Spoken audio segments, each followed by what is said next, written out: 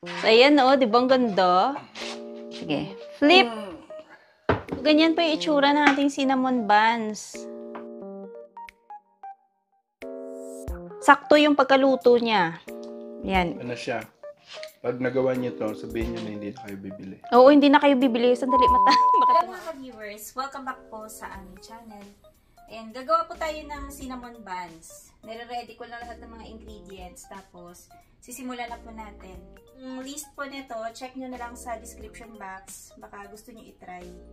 Kung maganda yung kalalabasan. So, ito na po yung ating warm milk. Ayan, lagyan natin ng 1 tablespoon na sugar. Tsaka yeast na 2 and 1/4 teaspoons. Ayan. Mix lang po natin, tsaka takpan natin ng plastic wrap, and then set aside natin ng up to 10 minutes para maging activated siya. Ayan. So, mag-i-scoop na po tayo ng flour na 3 and 1/2 cups.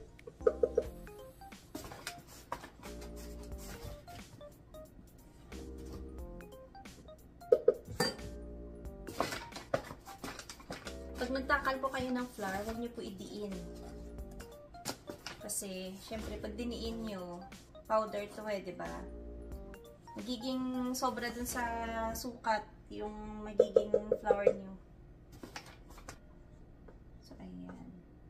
Tapos, hindi ko po muna nilalahat yung aking flour para pag nakita kong medyo sobra sa liquid yung mixture, tsaka ko siya dagdagan ng paunti-unti. Hanggang sa maubos kung halimbawa sobrang maraming liquid yung ating dough. Ayan, pwede mo siyang dagdagan. Basta pag nakita mo na medyo maraming liquid yung dough habang nagmi-mix yung ating stand mixer, pwede mo siyang dagdagan pa unti-unti. Yung sobra lang dun sa cup na pinang-scoop natin. So, ayan. Meron na tayong 3 and 1/2 cups na all-purpose flour. So, ilagay na natin yung ating salt na 3/4 teaspoon. Yung ating pong sugar na 1/4 cup. So, i-mix lang natin.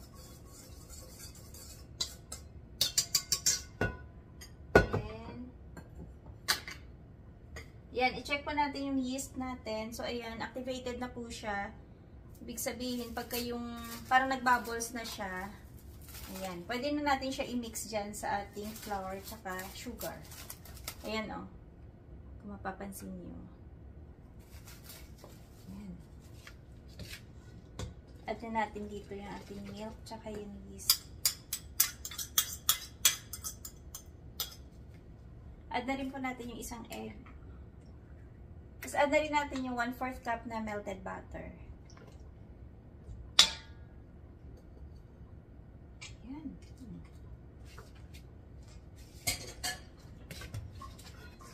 So, ganyan na po siya. Mix lang natin ng tinidor or yung iba gamit nila spatula bago natin ilagay dyan sa ating stand mixer. Ayan. So, ganyan na.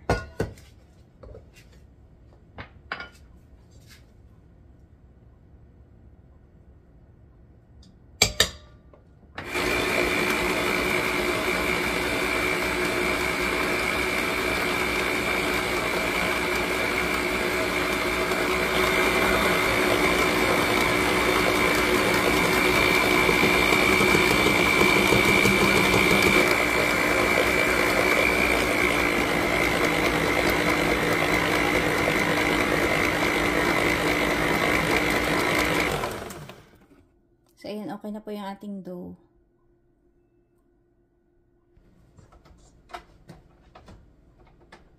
So, ito na po yung ating dough.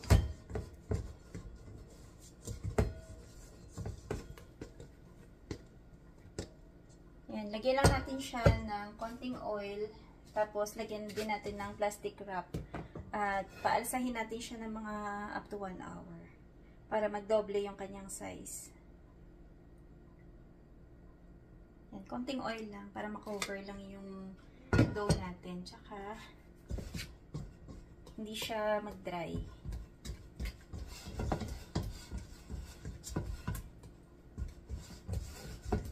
Yan, finorm ko lang siya na parang bola.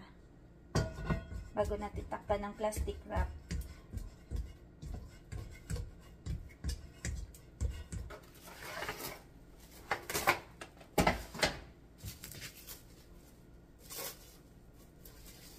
paalsahan natin na maigi para hindi siya mag-dry. So, ayan. See you after 1 hour. So, habang nagpapaalsa po tayo ng dough, i-prepare din natin yung ating syrup. Napaglalagyan po natin mamaya ng ating cinnamon buns. So, meron tayo dito 1/2 cup na butter. Ayan, isasalang muna natin siya. Ayan na po siya. So, add na natin yung ating 1 cup na brown sugar. At syempre yung ating 1/2 cup na maple syrup. So, ito pala yung sikreto para maging gooey, tapos hindi dry yung ating cinnamon buns. Hayaan natin muna siyang mag-melt.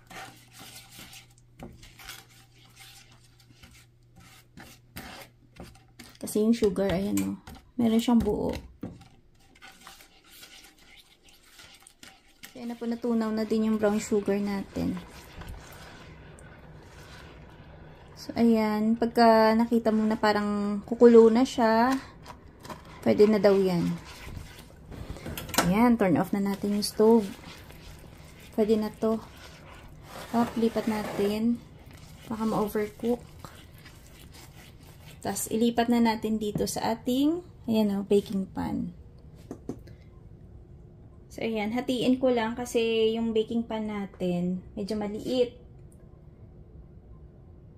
Para hindi crowded ba pagka pinag-isa ko lang. Ayan.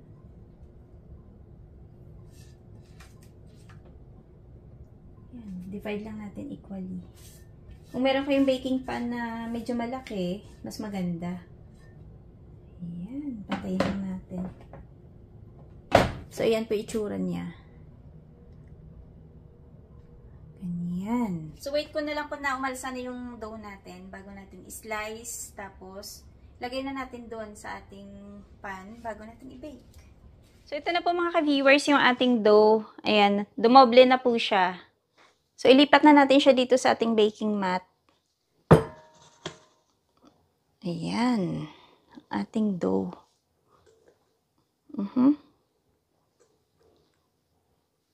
Up, simutin na lang natin.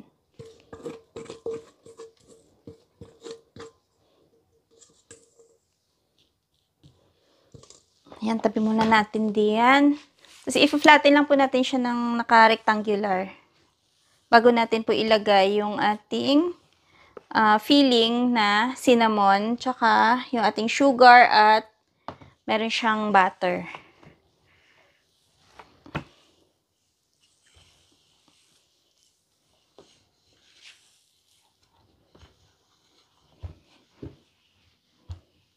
So, I think okay na to. So, i-brush lang po natin yung 3 tablespoon na melted butter.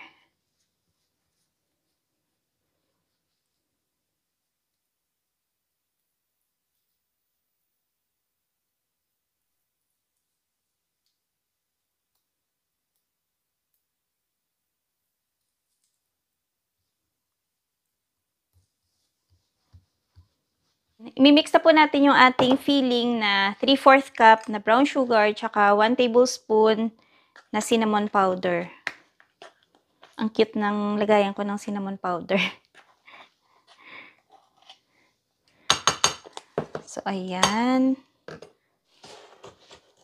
Ayan, mix lang natin bago natin i-spread dyan.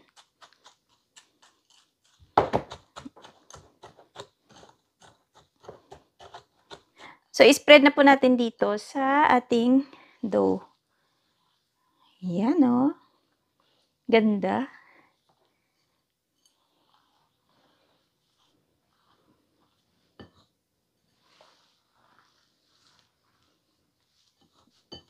So, itong pinakadulo na side, ito, hindi ko po yan nilagyan ng butter, yung dulong-dulo.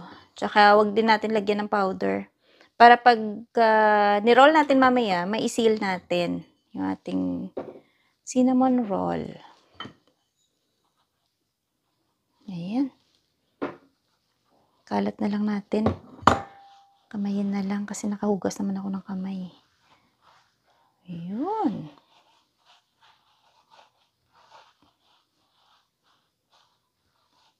Kita ko lang kung paano i-roll. Start muna natin ng maliit lang. Bago.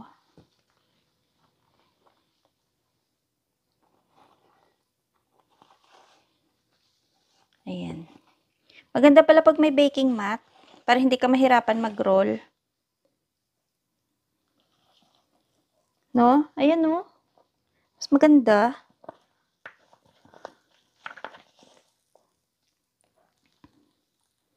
Ayan. Parang perfect yung pagka-roll. Ang pagka-roll lang. Dali. Check natin. Oh, 'di ba?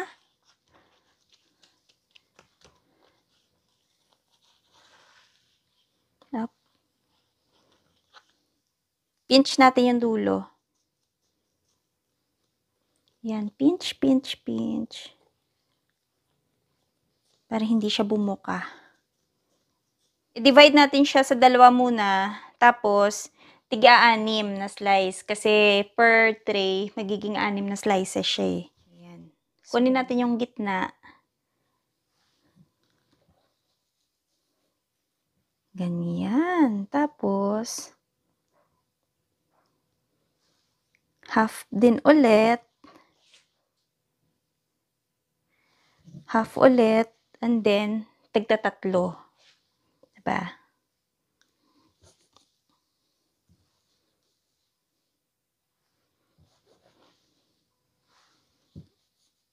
Yan, ginaguide ko lang para hindi siya masira.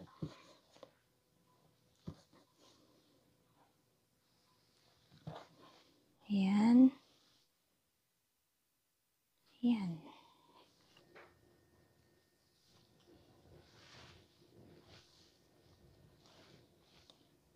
Hindi lang siya ganun ka-perfect, pero pag umalis ito mamaya, siguro okay naman yung itsura nito. So, ito na po yung itsura po niya dito sa ating baking pan. Ayan. Cover muna natin siya ng plastic wrap and then paalsahin natin siya ng up to 1 hour.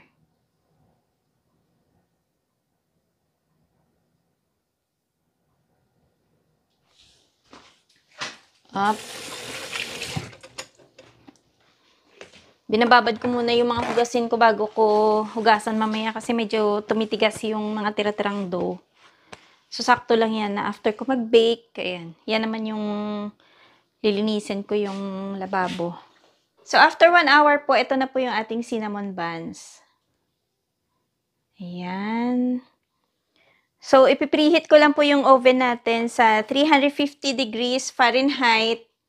Tapos, ibibake natin siya ng mga up to 35 minutes.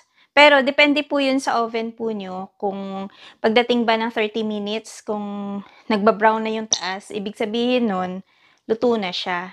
So, ayan. Tingnan natin mamaya kung gaano katagal siya mabibake sa aming oven. So, buksan na natin to para ma-bake na natin. Ang ganda. Diba? Yan o. Sana maging maganda yung kalalabasan. Ayan. So, isabay ko lang sila dito sa oven.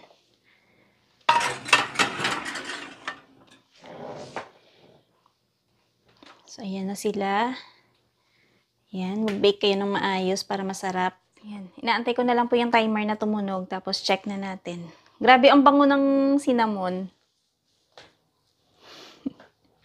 Excited yarn.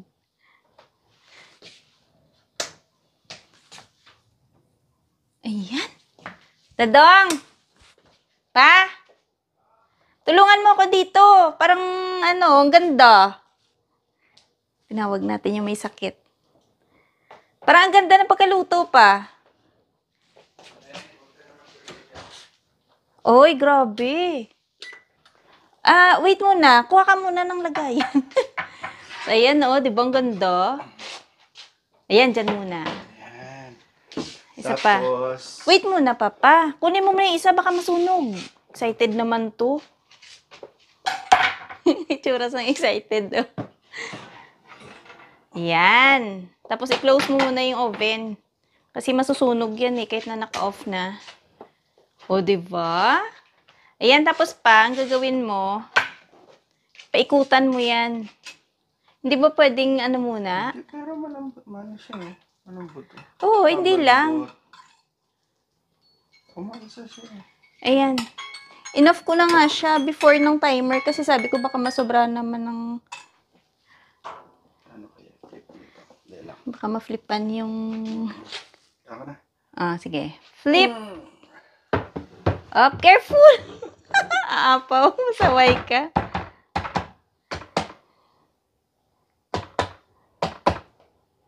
Dali. Yeah. Pantayin mo ha. Ay, ingatan mo.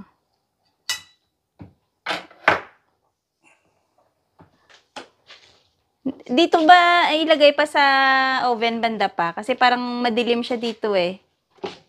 So, ganyan pa yung itsura ng ating cinnamon buns. Ayan no. Pwede kayo. Mas maganda siya sa una kong gawa. Kasi yung una kong gawa, dry siya. Tikman nga natin pa.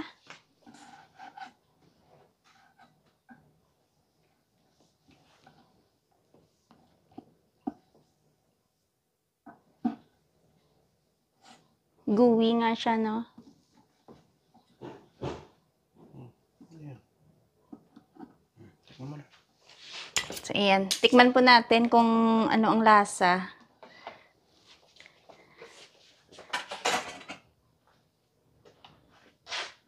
Excited. Kakahango lang eh, no? Kami lang muna titikim ah. Saka na ayaw. So, ganyan. Ay, oo, mas maganda nga siya. Ayan o, gooey. Tapos, dahil sa ano to eh, yung mixture ng sugar, butter, tsaka yung, ano yun, yung maple syrup. Hindi, Sarap. Pwede na. Sarap na siya. Pwede na. Masarap. Pwede na. Hindi ba pwedeng, hindi ba ano, masarap siya? Masarap nga siya. Nainit. Sarap. Excited kasi si Dadong. Pagkahango lang, ayun, tinaob agad. So, ayan, dapat po itry nyo kasi masarap talaga siya. Sa totoo lang. Hindi siya dry dahil nga may syrup siya na nilagay natin. Tapos, sakto yung pagkaluto niya. Yan. Ano siya? Pag nagawa niyo to, sabihin niyo na hindi na kayo bibili. Oo, hindi na kayo bibili. Sandali, baka tumaob. Ayan. Sakto talaga siya. Ayan, 'di ba? So, ayan po, ang mga ingredients, ilagay ko po siya sa description box, tsaka, ayan, huwag nyo rin po kalimutan sana mag-subscribe sa aming channel. Ayan, sa mga viewers po namin, maraming salamat sa palaging panonood. At, talagang, ano, panalo po tong recipe na to. Masarap. Sarap siya. Alam mo yung, No? naalala mo yung, Nakatsamba po tayo ng cinnamon buns. Sabi ko kasi, gusto po namin itry yung cinnamon buns na nabili namin dun sa, ano, yung natry namin sa Heritage Park sa Calgary. So, parang ganito. Ayabang. Kung Masarap po siya. Kung nakabili sila doon. Diba, parang ako mismo, first time ko po itong gawin. Kasi sabi ko nga, Hindi, yung unang recipe, second time na yung to. itong recipe. Pero yung unang recipe ko po kasi na nakita ko, hindi siya masarap. Kaya hindi ko pinost dito sa channel namin. So, dahil ito, successful, syempre, share ko sa inyo, 'di ba? Kasi baka mamaya may mga gusto din dyan na itry kung paano gumawa ng cinnamon buns, cinnamon roll, kung ano man tawag nyo. Kasi naalala ko last time, may nag-comment po sa channel namin na try ko daw gawin yung cinnamon buns. Eh, ang tagal-tagal na, ngayon ko lang po talaga siya ginawa. At, ayun nga, successful. Hindi po ako mapakali kasi ang sarap. Kwento ka lang dyan. Ayun, Naku, itry nyo po talaga. Pasaktong-sakto, no? Sarap siya. Pwede siyang pangmigay nitong Pasko. Hanggang dito na lang muna yung aming video for today. Maraming salamat sa palaging panonood at Huwag po sanang kalimutan, mag-like, tsaka mag-comment, at syempre, pa-subscribe na rin po sa aming Yung channel. iba nilalagyan ng Yung cream cheese, oo. sa taas. Pero sa amin, ito simple lang kasi gusto namin yung hindi ganun katamis. Sarap. Hindi nga ako may Yan. Hindi mahilig, pero padalwa na, o kukuha ulit. Oh, kita mo? Tamang-tama to. Nanonood ako ng TV. kasi